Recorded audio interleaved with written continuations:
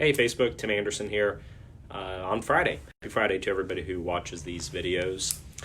I'm going to start a segment called Hypocrisy Friday, and this is going to be our first one, where I'm going to point out just some interesting, fun things that politicians are saying, especially on the Second Amendment type of things. But let's start with what we're going to talk about today.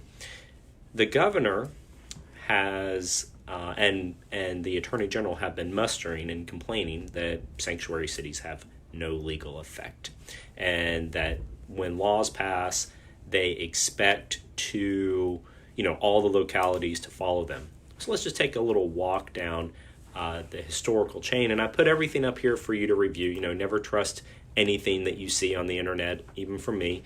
Independently verify your own resources. But last year, the Republicans proposed a bill that asked Governor Northam to sign that said we're not going to have sanctuary cities in Virginia when it comes to illegal immigration.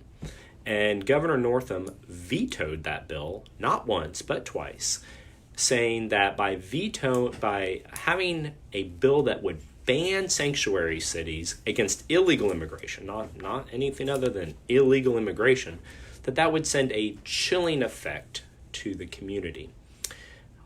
And so when the governor had the authority and the power and the will to ban sanctuary cities from Virginia, he said no to it because it was related to immigration. All right, let's fast forward now. As you know, sanctuary cities have been popping up now on the other side of the equation for Second Amendment rights. So last night, Attorney General Herring said that when the General Assembly passes it, meaning gun controls, in the upcoming session, those laws are going to be enforced and they will be followed. Basically saying that sanctuary cities have no value when it comes to gun laws. But apparently, they're still open to the idea that sanctuary cities can be totally legal when it comes to immigration rules. So think about that just for a second. And then if that isn't hypocritical enough, get this. Sanctuary cities have existed for a while, and Attorney General Herring himself even condoned the concept in an op-ed dealing with marijuana. And this is up here in the Post as well. In June of this year, the Attorney General says, individual Commonwealth attorneys, including some in Hampton Roads, have taken sensible and courageous steps to reduce the number of simple marijuana possession cases moving through the courts. But locality by locality, action is no substitute for a rational, unified statewide policy. What he's saying here is the Norfolk prosecutor and the Portsmouth head prosecutors have said, we're not going to enforce marijuana cases. We're not going to enforce the law. We're not going to prosecute the law. Now, whether you think marijuana should be legal or not, that's not the point. Marijuana is illegal, and you have prosecutors not enforcing the law. And the Attorney General says, that's great. Kudos, guys. Well, that's exactly what a sanctuary city would be for guns, is prosecutors in localities saying, we're not going to enforce extreme laws that infringe upon the Second Amendment. But Attorney General Herring says they will do so. They will follow through.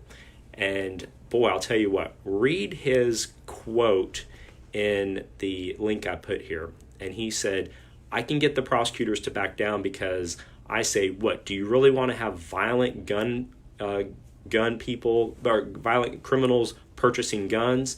And then they back down. What? Violent criminals can't buy guns to begin with. What are you talking about, Attorney General Herring?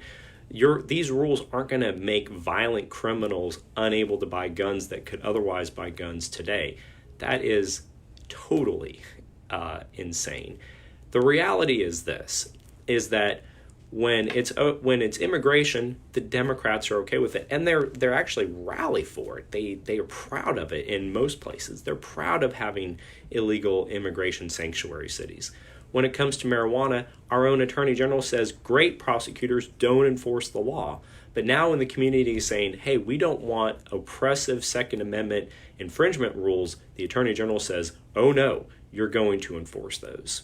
So, a little fun, little conversation to have. Hypocrisy Friday, right here in our own backyard with that. And one of my favorite expressions is, what's good for the goose is good for the gander. If it's good enough not to enforce marijuana laws, if it's good enough not to enforce and assist immigration authorities in rounding up people who are here illegal, then it should be good enough for the Second Amendment. What's good for the goose is good for the gander. Now, I created a little hashtag, HypeFry, HYPFRY, for Hypocrisy Friday. Let's see if this will trend. We'll do it every week. I'm sure I'll have plenty of material to do this on Fridays. All right, a couple of updates for you all, Facebook. Here's the sanctuary city matters that are close to Hampton Roads. Monday, Poquoson. I will be there. It's on the agenda. Looks good. Looks like it has a good shot of passing in Poquoson. Tuesday, Chesapeake. That is a big one because Chesapeake's a major city. I'm not trying to take away from anybody else, but Chesapeake's a major city. It might be the biggest jurisdiction to declare a sanctuary city on Tuesday. Wednesday, Hampton. Not looking so good, but a big showing there would at least be a good support. So I'm going to be at all three of those. My wife is furious at me because I'm never home anymore, but this is the time to act. Hope to see you guys at each one of those events. Monday, Tuesday, and Wednesday, Poquoson, Chesapeake, and Hampton. All right, have a great weekend, Facebook.